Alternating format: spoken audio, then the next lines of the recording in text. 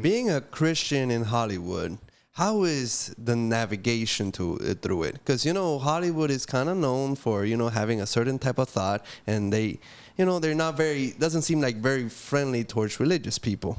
Have you had any challenges or people respect your beliefs? Yeah, look, I can only speak from my experience. I will tell you, Hollywood has been more welcoming than the church. Like Hollywood, in my experience, Hollywood is very come as you are.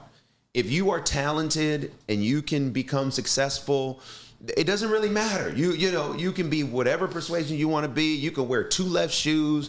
You could have purple hair. If you come to this town and you're talented and you're creative and you can be successful, Hollywood says there's a place for you. And so me being, Christian, as long as I'm good at what I do, there's always been room for me. Always. Every job I've ever had, from being an intern to being an executive, they've always known about my faith. Before I took a job, I would tell them, I don't work on the Sabbath. So if you need me to take this internship and it requires me to work on the Sabbath, I won't take it. If you need me to work on the Sabbath for this executive job, I won't take it. Like even when I was working for Columbia Pictures on Karate Kid, there was one time on a Friday night, we were in an old neighborhood and Jackie Chan and Jaden were shooting and Will and Jada were there and there were thousands of extras and the sun was going down. And I'm like, man, I really want to be here for this shot. And I'm like, yo, I got to go. I said, because I don't want to break the Sabbath working. So they said, okay. So I left the set, and then the next day I ended up going to this park in the Olympic Village just to kind of read the word and relax. And so as I was leaving, I ran into our line producer and he's like, DeVon, can you be out on the Sabbath? Is this okay? I said, yeah, no, it's fine. He said, okay, man, because if you lose faith, then there's no hope for any of us.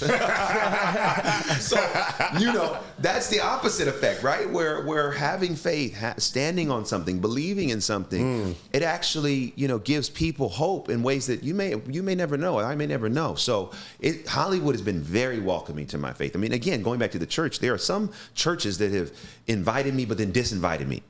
There's some churches that won't invite me to speak because I'm too deep in Hollywood from their vantage point. But that has not been my experience in Hollywood. Being who I am, believing what I believe, is the reason why I'm as successful as I am. My business is based on my beliefs. The opportunities I have with Netflix and CBS and Amazon is because of what I believe. And me understanding enough about the business and understanding enough about my beliefs to be able to merge the two in a way that works for both systems. And that is a very unique thing, but it's who I've been. This wasn't a business plan. This was just me being who I am and these two worlds coming together in an organic way. That's dope. Oh, so you got on the Oprah Super Soul 100 list. Yeah. What's it like getting on that Oprah list? How's life after It's cool. Oprah? It's cool. Gives you the node. Yeah, she's an amazing human being, and to have known her now for over 10 years and just all the conversations we've had. She's unbelievable. One of the biggest films that inspired you was The Color Purple, and now That's right. You're Absolutely out here full circle. Yeah. Unbelievable. It seems like everything in your life is full circle. It's like you just got this circle that keeps going around and around and hitting the tracks you're supposed to hit. But I think we all do if we submit to it and we surrender to it. I think sometimes we don't either listen to the voice we hear, or the voice says something that we don't want to hear, so we say, no, I want to go this way. It's like, okay, go that way. And you're going to see. You're going to run right back into this voice telling you you need to go that way. So for me, I've had to learn over the process of all this. Like, I knew when I was young, I felt the Spirit say, go to Hollywood, but I didn't know the how. I felt like, okay, I'm supposed to go start my own production company. I understood that. I felt that, but I had no idea how it was going to happen. If I was dependent and demanded that it happen the way I wanted, it would have never happened. But me being able to surrender to the how, which is really where God steps in from my vantage point, that's when amazing things can happen. Because I'm like, yo, I can put my GPS, this is the address, right? Coming here, I put the address in. The way that it took me to get here may have been different the way it took you, the way it took you. But at the end of the day, how it directs me here is really none of my business. All I needed to do was put in where I wanted to go. And so I believe that, saying at the end of the day, not even about being in Hollywood or being in ministry, the GPS for my life is God's will. I want God's will for my life. Put that into the GPS for my life and then surrender to how that manifests. Surrender to what streets that he has me drive down that I may not want to go down, but if I'm driving down this street, it must be here for my growth, my elevation, my information. And accepting life on those terms allows for things to happen that are far beyond my capacity to understand. And I can then live in the whoa, this is amazing. This is amazing. Doesn't come without moments of difficulty, doesn't come without heartache and heartbreak and challenges. But that's part of the journey. And I don't know that I would be where I am personally without those moments of difficulty. But it ultimately comes with the process and the belief that it's all underneath God's will, if that makes sense. So Absolutely. As you were studying the film industry, there's so many positions. How did you know I want to be a producer instead of cinematographer, director? Because listen, I like to be in control. So I was like, wait a minute, producing and directing are probably the two positions that have the most control in the film business. So I'm like, all right, I don't feel, at the time, I didn't feel like I was ready to direct. I mean, I might direct in the next couple of years, but in terms of what I immediately gravitated towards, it was producing. It was like, because going back to school, middle school, I was president of the student body. In high school, I was president of my class. I was always in some sort of leadership position. And that's what a really good producer is a leader. You're a leader of that film. You're a leader of that story. You're a leader of your crew. You're a leader, with the studio. So that was the role that I automatically gravitated towards because I felt like that would be the best fit for my skill set and also my level of interest. That's dope. You've been on Dr. Oz a bunch too, right? And before, I feel like before everyone got all their info from social media, there was a real big phase of just like, you hear what Dr. Oz said? Or you see on Dr. Oz? And that was like the place to just get all your info. So how was it being on there or being in front of that audience or, I guess, getting those type of people in front of you all the time? It was great. I mean, Dr. Oz, had a really phenomenal time being on his show. So grateful that he gave me a chance to be a guest, a recurring guest for years and all kinds of different segments on, personal development and, emotional well-being and, to be able to get those experiences. The thing that I learned is it's like how to convey information in a very short period of time. So that really helped develop my chops. Like when you're doing segments of television, for a daytime talk show, let's say a segment is, 5 minutes. And of that segment, you got 60 seconds or 45 seconds to get across your point in a way that works for the segment. So I got really good at distilling down what it is I wanted to say and saying it in a way that was effective and clear. And so as a result, that gave me more opportunity. They gave me a lot more opportunities to keep coming because they were like, great, we love when you come. You have good energy. You have good insight. And then also you're not making us run over because especially in TV, time is money. And if you start cutting into those commercial breaks as a recurring guest, they're not going to want you very, very long and for consistently. Yeah, I can tell because this interview is going like an hour on time like we planned. Usually we drug out 2.5 hours in here. Nah, we staying on the script. You know what I'm saying? I was like, wait. Oh, shit. He said that. Oh, efficient. You know what I'm saying? We efficient up in here. Well, you're a best-selling New York Times writer. Yes. How did you find time to write a book while you're managing all that other stuff? And what's your process of becoming a writer? Well, writing is definitely a passion of mine.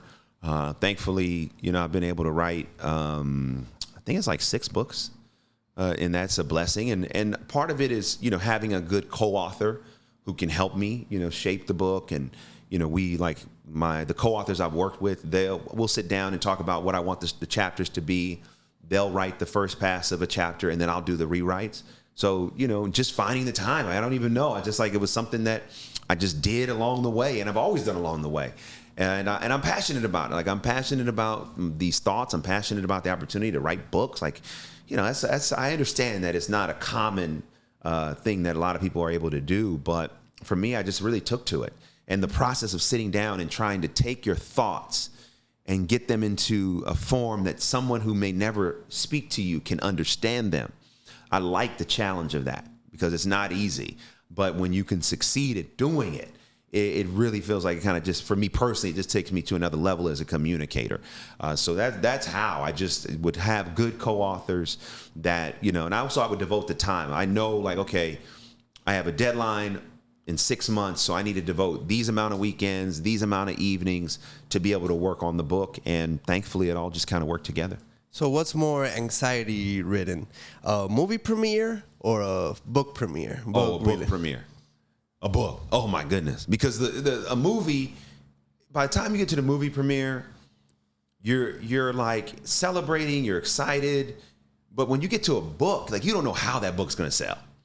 So so selling a book, you do all these months of, just pre-sales and setting up the audience and marketing to your audience. And then when the book's on sale, it may sell or not. I mean, I've been in situations as an author where the book sold, when it came out, and then it didn't. So whenever a book gets ready to release, I'm a lot more nervous because I'm like, man, I don't know how this is going to play out. Like, hopefully it works. Hopefully it does. Hopefully it doesn't. We'll see. I mean, hopefully it works and that it doesn't not work. But when I get to a movie premiere, that's more about celebrating. And also, you're still promoting the movie, right? You're doing press. So there's still a sense of excitement and relief that we finally got here. Whereas upon releasing a book, it's nothing but anxiety because it's so hard to do. I got a quick question, I guess, when we're talking about atheists and faith in this. And if there is a plan for everything and a plan for everyone and an ultimate plan, wouldn't atheists be in that plan? Of course. Like, maybe that's their distinction and that's what they're supposed to do. But if that's what they're supposed to do, then when they get up there and guys like, hey, man, you did what you're supposed to do. You was an atheist. Then that can't, and that doesn't really work with, you got to find Jesus before you get in type of thing. Again, we're all God's children. So the nuances of everyone's relationship with God and the permutations of those nuances we'll never be able to, equate for or account for. So I trust that God is operating in the life of an atheist in the same way he's operating in my life. And maybe there's a point of belief that we never know about. Maybe there's a point of understanding and acceptance that we're never privy to. So at the end of the day, I have to trust his plan, and this experience and experiment called humanity is something we all needed, and we all play a part. And what those parts are, I'm not going to begin to tell you I fully understand, because I don't. Right? And that's the beauty for me. I'm like, there's a lot I don't know. And that's okay. I'm okay to sit here and say, yeah, there's things I know and there's a lot I don't. And when it comes to God, every day is a mystery, and every day I'm learning more. And I believe that's an eternal process, because God is far bigger than anything we can comprehend. And how it all works is far beyond our capacity as well to fully comprehend. Do you believe in heaven and hell? I do believe that there is a heaven. I do believe what Scripture, talks about. I do believe that. You believe there's a hell? I do believe the two go hand in hand. I mean, when you look at the Scripture's pretty clear about both. So, yeah, I do believe in both. So, for me, my last question, what was your welcome to the league moment in Hollywood? That type of phrasing? Yeah. Probably that moment would have been back when I was interning for Benny Medina. And part of my internship was I would function when I was in the office, I would kind of be like his third assistant. And I would drive him around to whatever appointments he would have. And I loved it because I was able to hear his phone conversations. I was able to be out in the field and meet people. And so it was great. I really loved it. I'm like, man, I could drive you. This is before Ubers and Lyft. So I was the original, Uber, for Benny. And so there was one time one of his artists was doing a rehearsal for an award show. And so I drove him to the rehearsal, and then the plan was he wanted to go from the rehearsal back to his house to change and then come back to the venue. I said, cool. So the rehearsal was over, and he was like, hey, man, go get the car. I'm ready. I go to the car, and I can't find the key. And I was like, oh, no. I looked in my pockets. The car happened to be open. I opened the car. I looked through the car. There was no key. So he's looking at me on the other side of the parking lot, with a confused look. And Benny is a tough dude. You know what I mean? I don't know how he is now, but back in the day, he was very tough. So I go over to him, and he says, what's the problem? I said, I can't find the key. And he just looks me dead in my eyes and says, find it. No sympathy, no empathy, nothing. Just find it. So I'm like, oh my goodness. So I go through, I'm looking through the parking lot of the venue. I'm going inside, can't find the key. Finally, I call the office. One of the assistants brings a spare key. But by the time the spare key arrives, there's no time for him to go home and change. So he stays at the show in what he's wearing. He wasn't very happy about it. Show is over. So I get his car after the show to drive his car back home, because that's where my car was. And he's in this limo with the talent. So this is the true story. I'm driving his car, about to leave, and the next thing you know, limo pulls up. I don't know who it is. Rolls down the window. Benny's in the limo. And he's like, "Where are you going?" I said, "Oh, man, I'm just going to your house to return your car." And then the window goes up in the limo. He doesn't say a word. So I'm like, all right, this is it. It's over. My job's over. Internship's over. So I drive his car home. I drop it off. I get in my car. I go home. And I just know that I'm getting a call the next day. Don't come in the office. So I didn't get the call. A few days later, I go into the office when I was supposed to be there, and I just work. And one of the assistants says, "DeVon, I got something funny to tell you." I said, "What was it?" They were like, "You know how you had the whole thing losing his key?" They said, "Yeah." So the other day, Benny was in the office, and your name came up. And he said, "Didn't I fire him?" And one of the assistants said, "No, you wouldn't fire DeVon. You like him." And they were like, "Yeah, you're right." And that was it. That was it. So that was my welcome to Hollywood. Like, yo, like here's the thing. My insurance with Benny was good because I had served him. I had been of service to him. He knew that I was excellent. I was on time. So when I needed a little bit of insurance, I had it. And that was my welcome. Like, oh, okay, God, you're not going to do this whole thing perfectly. But I think a lot of times in this generation, people are looking to make withdrawals from accounts they put nothing in. That's true. This generation wants it, but they haven't worked for it, right? So with Benny, it wasn't I just got there the first day and made a mistake. This was, a year into the process where it's like, okay, no, I wouldn't let him go. So that let me know, like, okay, don't go out there just making mistakes for no reason, but also know that you're going to do your best, and some days you're going to fall short. And at the end of the day, if you have served and you've been of service, on some level, that's going to be enough to provide some insurance for you. That's dope. And where was the key? No idea. Key is still lost. God. For whatever happened in that limo for him to forget to fire you. I'm not touching that, man. I'm not touching it. He woke up the next day and forgot to fire you until that dude asked.